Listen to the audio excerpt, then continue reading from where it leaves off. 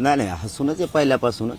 कारण ज्या ज्यावेळेस सरकारनं सांगितलं त्यावेळेस मराठा समाजाने त्यांच्या शब्दाचा सन्मानच केलेला आहे.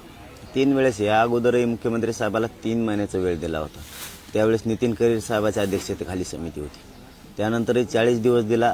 आताही 2 महिने दिले 24 डिसेंबरपर्यंत.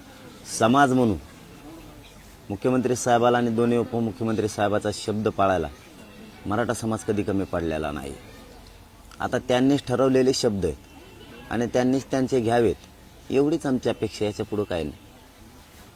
तर त्यांचं म्हणणं असं आहे की चर्चा आज जरी निष्फळ झाली तर बोलणी संवादातूनच चर्चा सुटत असते.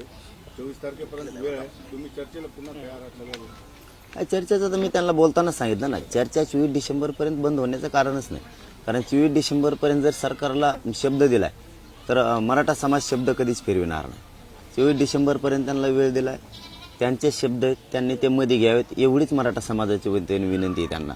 बाकी दुसरं काहीच नाही. संभ्रम कुणाचा आहे, सरकारचा का मनोज जरांगे पाटलांचा शब्दावर?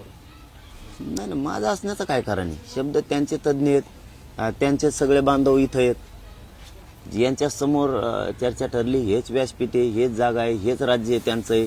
जनता पण त्यांचीच आहे. पालकत्व राज्याचं त्यांच्याकडेच आहे. आम्हाला कशामुळे खोट्यात काढतील ते? लिहिलेलंच त्यांनी आहे. आणि आम्ही फक्त शब्दावरती ठाम आहेत. आम्ही कधी सन्मान केला नाही त्यांचा, कौतुक कधी केलं नाही. काल विधानमंडळावरती ज्यावेळेस ते पटलावरती ठेवलं गेलं, आम्ही ऐकलं त्याच वेळेस सन्मान केला मुख्यमंत्र्यांसह दोन्ही उपमुख्यमंत्र्यांचा.